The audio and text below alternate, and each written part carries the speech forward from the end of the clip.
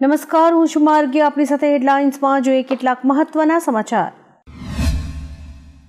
ચીન દ્વારા કિંમતી ધાતુઓની નિકાસ પર પ્રતિબંધ મૂકવામાં આવતા તેની સીધી અસર વૈશ્વિક ઓટો ઉદ્યોગ ઉપર દેખાઈ રહી છે. મારુતિ સુઝુકીની પેરેન્ટ કંપની સુઝુકી મોટર કોર્પોરેશને જાપાનમાં તેની લોકપ્રિય મોડેલ સ્વિફ્ટનું ઉત્પાદન રોકવાની જાહેરાત કરી છે. યુરોપ અને જાપાનની અન્ય ઓટો કંપનીઝ જેવી કે ફોર્ડ, નિસાન, BMW અને મર્સિડીઝે પણ ઉત્પાદન રોકી દીધું છે, જેના કારણે ભારતીય ઓટોમોબાઈલ સેક્ટર ઉપર પણ અસર પડી શકે છે. રાફેલ ફાઇટર જેટની મુખ્ય બોડી હવે હૈદરાબાદમાં બનાવવામાં આવશે. તેને ફ્યુલેઝ કહેવામાં આવે છે. ભારતની ટાટા એડવાન્સ સિસ્ટમ લિમિટેડે આ માટે ફ્રેન્ચ કંપની દસોલ્ટ એવિએશન સાથે 4 પ્રોડક્શન ટ્રાન્સફર કરાર પર હસ્તાક્ષર કર્યા છે. રાફેલનું પહેલું ફ્યુઝલેજ યુનિટ 2028માં એસેમ્બલી લાઇન પરથી ઉતરશે. આ પહેલી વાર એવું હશે જ્યારે રાફેલનું મુખ્ય બોડી ફ્રાન્સની બહાર બનાવવામાં આવશે.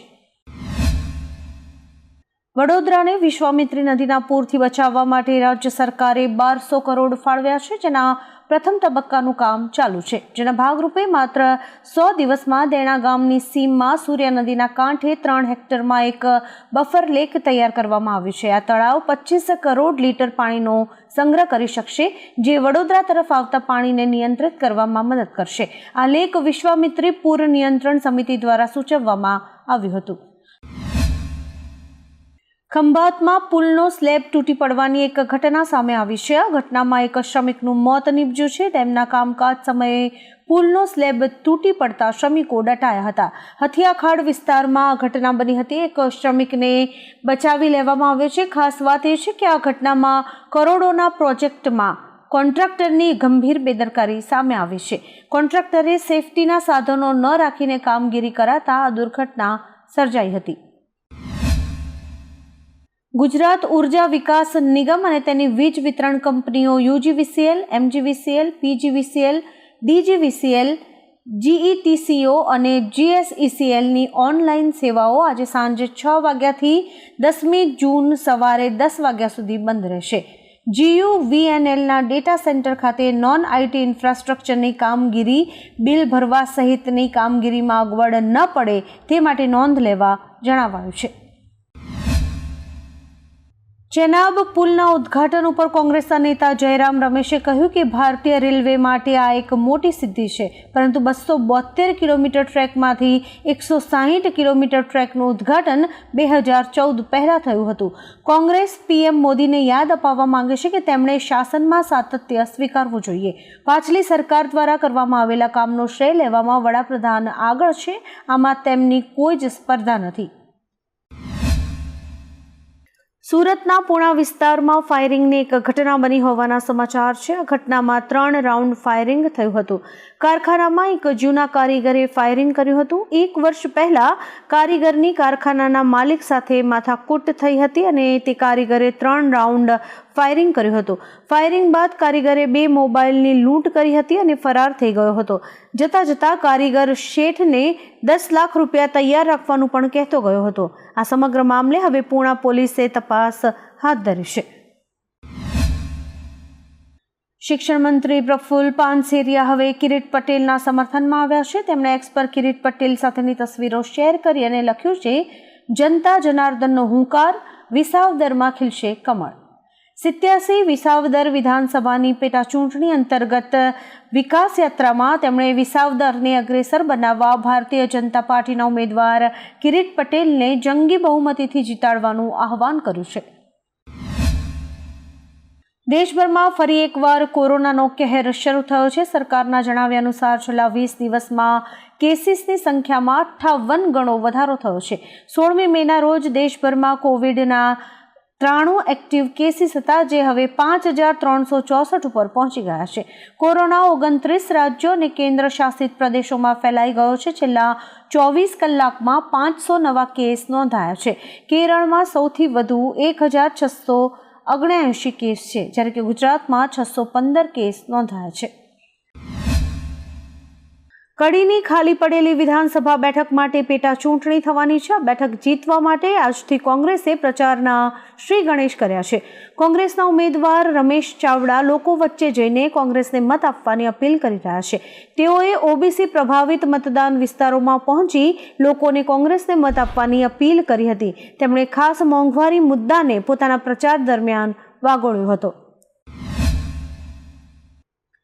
વડાપ્રધાન શ્રી મોદીએ કહ્યું કે મને ચિનાબ બ્રિજ અને અંજી બ્રિજના લોકાર્પણનો જે મોકો મળ્યો છે તે બદલ હું ધન્યતા અનુભવું છું. ઉમર બોલ્યા કે જ્યારે તેઓ 7મા-8મા ધોરણમાં ભણતા હતા ત્યારથી આ પ્રોજેક્ટ પૂરો થવાની રાહ જોઈ રહ્યા હતા.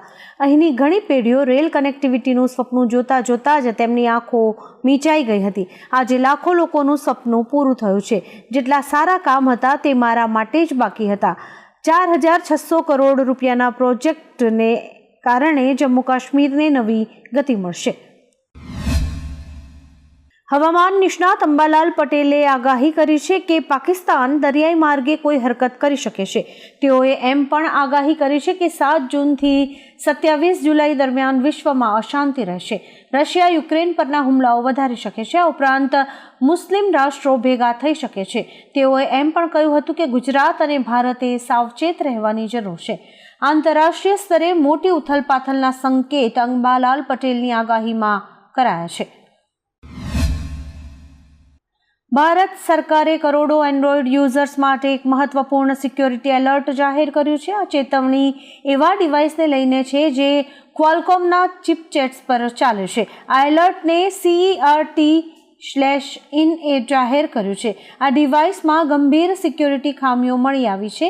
આનો ફાયદો ઉઠાવીને સાયબર અપરાધીઓ તમારા ડિવાઇસમાંથી સંવેદનશીલ ડેટા ચોરી શકે છે અને તમારા ફોનને હેક કરી શકે છે. બિહારના રાજગીરમાં અત્યંત પછાત સમાજને સંબોધિત કરતી વખતે રાહુલ ગાંધીએ કહ્યું કે મોદીને સરેન્ડર કરવાની આદત છે. ટ્રમ્પે જાહેરમાં 11 વાર કહ્યું કે મેં મોદીને સરેન્ડર કરાવ્યા છે. પીએમ કંઈ જ નથી બોલી શક્યા. તેઓ કેમ ન બોલ્યા કે ટ્રમ્પ જૂઠું બોલી રહ્યા છે. પીએમ મોદી કહે છે કે ભારતમાં જાતિ જ નથી. જો જાતિ જ નથી તો તમે ઓબીસી કેવી રીતે થયા? એવું પણ તેમણે આ દરમિયાન કહ્યું હતું. દિલ્હીના મુખ્યમંત્રી રેખાને જાનથી મારી નાખવાની ધમકી મળી છે. ગાઝિયાબાદ પોલીસને પીસીઆર ઉપર ધમકીભર્યો ફોન આવ્યો હતો. ગાઝિયાબાદ પોલીસે દિલ્હી પોલીસને જાણ કરી હતી. હાલમાં ફોન કરનારનો ફોન બંધ છે અને આ મામલાની તપાસ ચાલી રહી છે. થોડા દિવસ અગાઉ સુરતમાં પાલિકાની મંજૂરી વિના જ કોઈએ ઓપરેશન સિંદૂર સર્કલ બનાવી દીધું હતું. આ વાતથી ખુદ પાલિકા જ જાણ હતી. હવે એવી માહિતી સામે આવી છે કે ઓપરેશન સિંદૂરની થીમ ઉપર પરવાનગી વગર બનાવેલું સર્કલ તંત્ર દ્વારા દૂર કરી દેવાયું છે. આ સામે આવેલી માહિતી અનુસાર એક ફાઉન્ડેશને આ સિંદૂર સર્કલ બનાવી દીધું હતું. સ્થાનિકોનો વિરોધ કરાયા બાદ ફાઉન્ડેશનને નોટિસ અપાઈ છે. શુક્રવારે બેંગલુરુમાં ચિન્નાસ્વામી સ્ટેડિયમની બહાર આરસીબીની વિજય પરેડ દરમિયાન થયેલી ભાગદોડના કેસમાં કર્ણાટક હાઈકોર્ટે મોટો નિર્ણય લીધો છે. કોર્ટે રાજ્ય ક્રિકેટ એસોસિએશનના અધિકારીઓ સામે દંડાત્મક કાર્યવાહી પર રોક લગાવી દીધી છે. કર્ણાટક હાઈકોર્ટે પોલીસને ચિન્નાસ્વામી સ્ટેડિયમની બહાર થયેલી ભાગદોડના કેસમાં નોંધાયેલી એફઆઈઆરના આધારે કેએસસીએ સામે કોઈ દંડાત્મક કાર્યવાહી ન કરવાનો નિર્દેશ આપ્યો હતો. મોરબી જિલ્લાના ખેડૂતોને નર્મદાની માઇનોર D24 કેનાલમાંથી સિંચાઈનું પાણી ન મળતા તેઓમાં રોષ જોવા મળ્યો હતો. ખેડૂતોએ કોંગ્રેસની આગેવાનીમાં આજે માળિયા હળવદ હાઈવે પર ચક્કાજામ કર્યો હતો. જિલ્લા કોંગ્રેસે ચીમકી આપી છે કે જ્યાં સુધી ખેડૂતોને કેનાલ મારફતે પાણી નહીં મળે ત્યાં સુધી આંદોલન ચાલુ રહેશે. અધિકારીઓએ ધારાસભ્ય કાંતિભાઈ અમૃતિયાની હાજરીમાં 30 તારીખ સુધીમાં પાણી આપવાની ખાતરી આપી હતી. ભારત સરકારના ટેલિકોમ્યુનિકેશન વિભાગે એલોન મસ્કની કંપની સ્ટારલિંકને લાયસન્સ આપ્યું છે. સંદેશા વ્યવહાર મંત્રી જ્યોતિરાદિત્ય સિંધિયાએ જણાવ્યું હતું કે સ્ટારલિંકને ત્રીજા સેટેલાઇટ ઇન્ટરનેટ પ્રદાતા તરીકેનું લાયસન્સ આપવામાં આવ્યું છે. આ લાયસન્સ પછી સ્પેક્ટ્રમ ફાળવણી થશે. આ સેવા એવા વિસ્તારોમાં ઇન્ટરનેટ પ્રદાન કરશે જ્યાં પરંપરાગત નેટવર્ક સ્થાપિત કરવું મુશ્કેલ છે. અમેરિકાના રાષ્ટ્રપતિ ડોનાલ્ડ ટ્રમ્પ અને ઉદ્યોગપતિ એલોન મસ્ક વચ્ચે તું મેં શરૂ થઈ ગઈ છે. બંને એકબીજાની વિરુદ્ધ નિવેદનો આપી રહ્યા છે. ટ્રમ્પે કહ્યું કે હું મસ્કથી નારાજ છું, મેં તેની ખૂબ મદદ કરી હતી, તો બીજી તરફ મસ્કે કહ્યું કે હું ના હોત તો ટ્રમ્પ હારી ગયા હોત. ત્યાં સુધી કે મસ્કે હવે ટ્રમ્પ સામે મહાભિયોગ લાવીને તેમને રાષ્ટ્રપતિ પદથી હટાવવાના સમર્થનમાં પણ આવી ગયા છે. રશિયાએ હવે બદલો લેવાનું શરૂ કરી દીધું છે. રશિયાએ યુક્રેનની રાજધાની કીવ પર મોટો હુમલો કર્યો છે. આ હુમલામાં બેલિસ્ટિક મિસાઇલ અને ડ્રોન સામેલ છે. જાણકારી અનુસાર કીવ શહેરમાં દર 2-3 મિનિટે ધમાકાનો અવાજ સંભળાઈ રહ્યો છે. ઉલ્લેખનીય છે કે યુક્રેનની સ્પેશિયલ ફોર્સે હાલમાં જ રશિયા પર સતત એર સ્ટ્રાઇક કરી હતી, જેમાં 41 રશિયન બોમ્બર વિમાન તબાહ થઈ ગયા હતા. હવે રશિયા તેનો બદલો લઈ રહ્યું છે. બલુચ લિબરેશન આર્મી BLAએ બલુચિસ્તાનના કેચ અને ક્વેટામાં પાકિસ્તાની સેના પર હુમલો કર્યો છે. આ હુમલામાં 5 સૈનિકોના મોત થયા છે અને અનેક ઘાયલ થયા છે. BLAના લડાકુઓએ ઘાત લગાવીને પાક સેનાના કાફલાને નિશાન બનાવ્યા હતા. હુમલા પછી BLAના પ્રવક્તાએ કહ્યું કે તેમનો સશસ્ત્ર સંઘર્ષ ત્યાં સુધી ચાલુ રહેશે જ્યાં સુધી પાકિસ્તાની સેના બલુચ વિસ્તારોમાંથી હટી નથી જતી અને બલુચ જનતાને સ્વતંત્રતા નથી મળતી. આવા જ કેટલાક રસપ્રદ સમાચારો નિહાળવા માટે અમારી YouTube ચેનલને લાઇક, શેર અને સબસ્ક્રાઇબ કરો અને જોતા રહો હેડલાઇન્સ.